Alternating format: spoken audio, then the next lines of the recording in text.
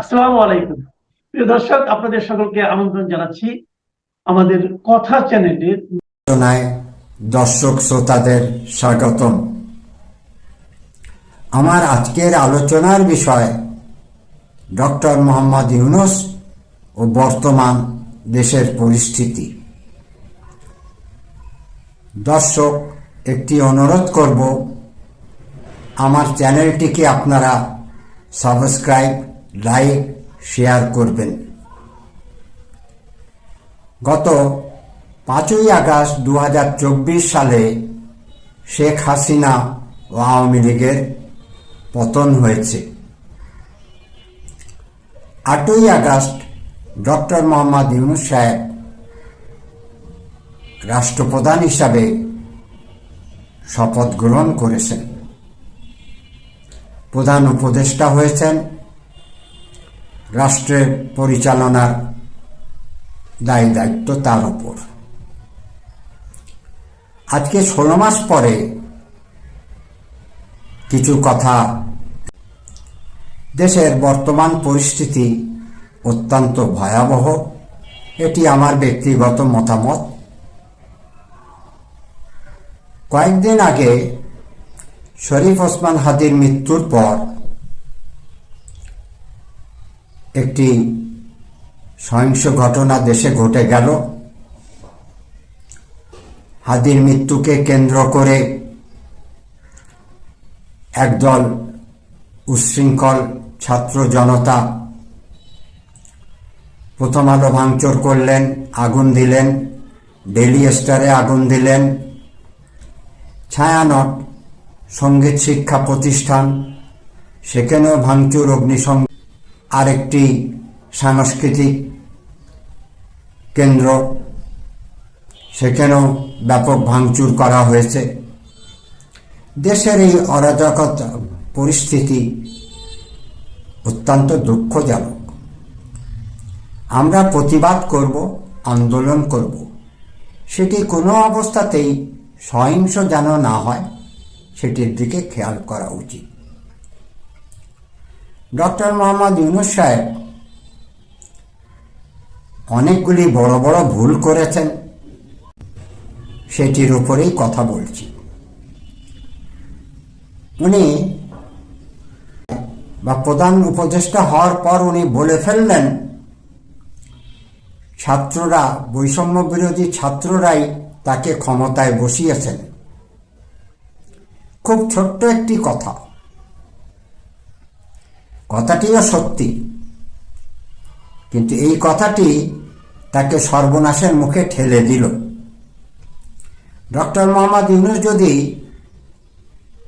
ছাত্ররা তাকে ক্ষমতায় বসিয়েছেন একথা না বলে যদি বলতেন যে ছাত্ররা বৈষম্য বিরোধী আন্দোলনের পর তারা তাদের কর্মস্থলে ফিরে যান বা লেখাপড়া বা যে যা কাজ করে ফিরে যান, আন্দোলন শেষ হয়ে গেছে, আওয়ামী লীগ সরকারের পতন হয়েছে, বর্তমানে আগামী নির্বাচন পর্যন্ত, নির্বাচন দেয়া আমার দায়িত্ব, সেই পর্যন্ত আমি দেশকে সুন্দরভাবে চালাবো। তিনি এমনটি করেননি। তিনি কি করলেন? তার পছন্দের লোকজনকে নিয়ে একটি উপদেষ্টা মণ্ডলী তৈরি করলেন। সেখানে কয়েকজন ছাত্র নেতাকে উপদেষ্টা করে সরকারি মন্ত্রণালয় দপ্তরের কিছু দায়িত্বভার দেয়া হলো।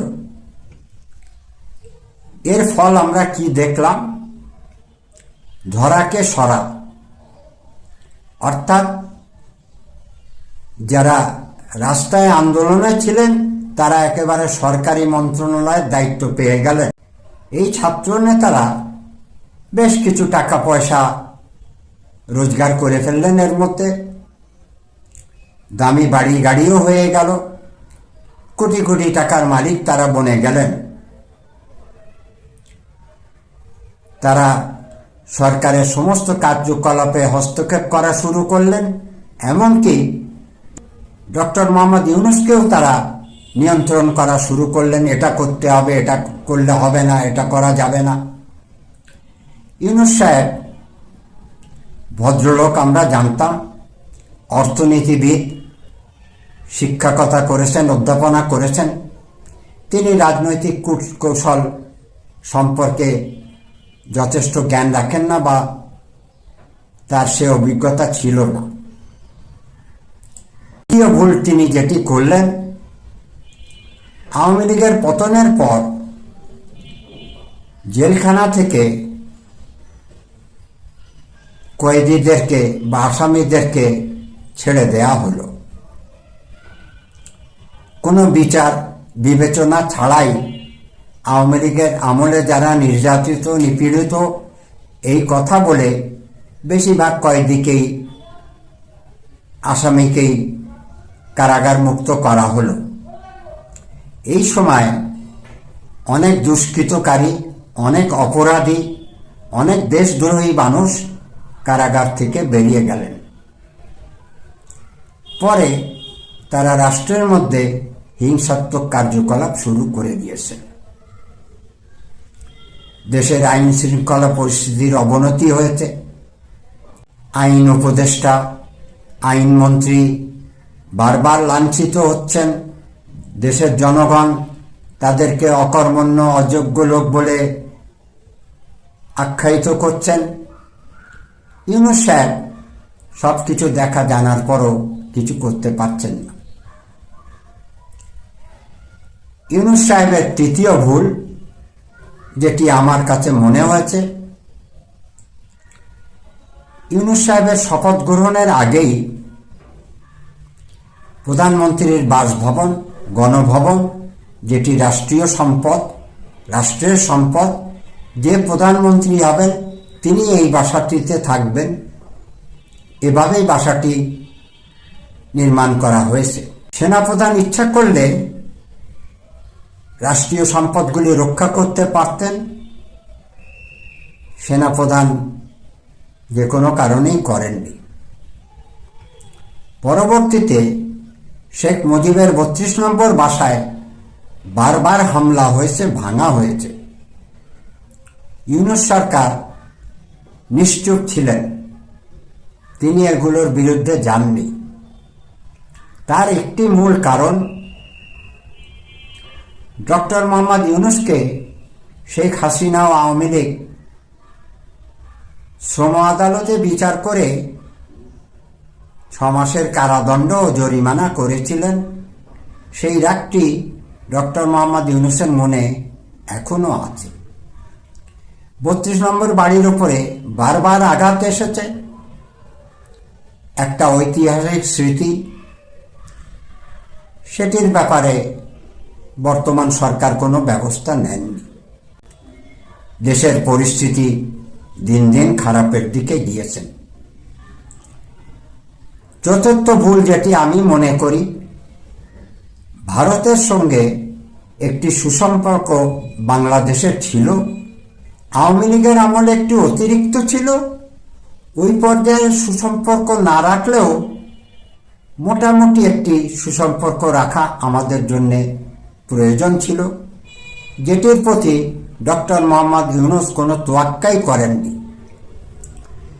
আমাদের 3 পাশেই ভারত, সুতরাং ভারত একটি বড় দেশ, চতুর্থ শক্তি পৃথিবীর মধ্যে তিনি চতুর্থ অবস্থানে আছেন, এমনটি আমরা ইতিহাস থেকে জানতে পারি। ভারত বড় রাষ্ট্র, ক্ষমতাশালী রাষ্ট্র, এতে কোনো সন্দেহ নেই। ইউনূস সরকার নির্বাচন না দিয়ে সংস্কারের কাজে নেমে গেছেন।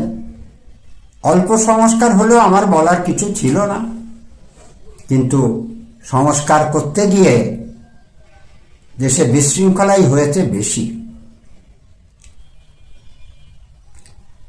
ভারতের চিকেন নেক বা 7 সিস্টার, এটি আমরা দখল করে নেব, ছাত্র নেতারা ভারতকে টুকরো করে দেবেন, এই সমস্ত কথাবার্তা বলে ভারতের সঙ্গে আমাদের সুসম্পর্ক তো নাই, সম্পর্কের যথেষ্ট অবনতি হয়েছে। ডক্টর মোহাম্মদ ইউনূস সাহেবের এই সকল বিষয়ে সতর্ক থাকা উচিত ছিল। তার পঞ্চম ভুল, তিনি একটি রাজনৈতিক দল তৈরিতে পৃষ্ঠপোষকতা করলেন। ছাত্র নেতারা একটি রাজনৈতিক দল তৈরি করে ফেলেছেন, জাতীয় নাগরিক party, national citizen party, NCP. এটি ইউনূস সাহেব পরোক্ষভাবে সাহায্য সহযোগিতা করেছেন। অন্যান্য রাজনৈতিক দলগুলির চাইতে এই সদ্য জন্মগ্রহণ করা রাজনৈতিক দলটির প্রতি অতিরিক্ত আশ্রয় দেয়া হয়েছে। পরবর্তীতে আমরা কি দেখলাম, এই দলটি এমন একটি দল হল যার ভবিষ্যৎ অন্ধকার। ক্ষমতা লোভী বৈষম্য বিরোধী ছাত্ররা দলটির নেতা হলেন, প্রতিষ্ঠিতা হলেন। তাদের উদ্দেশ্য একটাই, ক্ষমতায় যাওয়া। এরা পরবর্তীতে এমন এমন কার্যকলাপ করলেন যেগুলি তর্ক বিতর্কের জন্ম দিয়েছে। সার্জিস সাহেব, হাসনাত আবদুল্লাহ, নাহিদ ইসলাম, আসিফ মাহমুদ, সজীব ভুঁইয়া, এরা কেউই তর্ক বিতর্কের বাইরে নন। ইউনূস সাহেব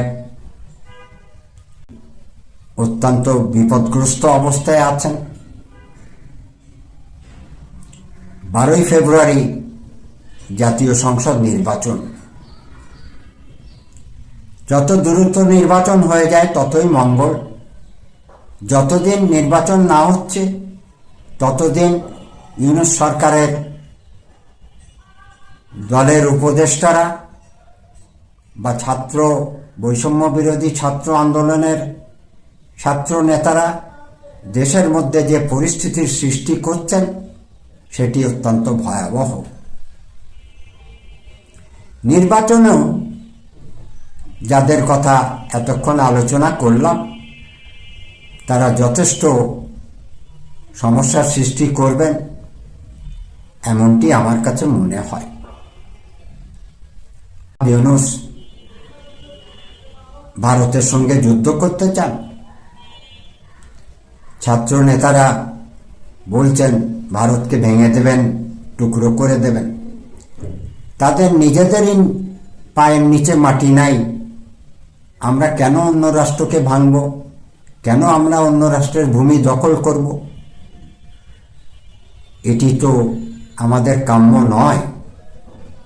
সকল রাষ্ট্র আমরা প্রতিবেশী রাষ্ট্র, ছোট রাষ্ট্র, বড় রাষ্ট্র, সকলেই সুসম্পর্কের মধ্যে সুন্দরভাবে বসবাস করব, এটি আমাদের আশা আকাঙ্ক্ষা। ভারতের এমবেসির মুখে ছাত্র নেতারা মিছিল করেছেন। পরবর্তীতে আমরা দেখলাম এমবেসি বন্ধ করা হলো একদিনের জন্যে। ভারতের উগ্রপন্থীরাও বাংলাদেশ এমবেসিতে মিছিল করে গেলেন। আক্রমণাত্মক মনোভাব তাদের মধ্যে দেখা যাচ্ছে। এইভাবে দুই দেশের সম্পর্ক প্রতিদিনই নষ্ট হচ্ছে। আমরা দ্রুত নির্বাচনের আশায় থাকব। নির্বাচন হয়ে যাক, নির্বাচিত প্রতিনিধির হাতে ডক্টর মোহাম্মদ ইউনূস ক্ষমতা হস্তান্তর করে তিনি তার কাজে ফিরে যাক, এটি আমাদের কাম্য। আজকের ভিডিও এই পর্যন্ত। আগামী ভিডিও দেখার অনুরোধ রইল আপনাদের সকল।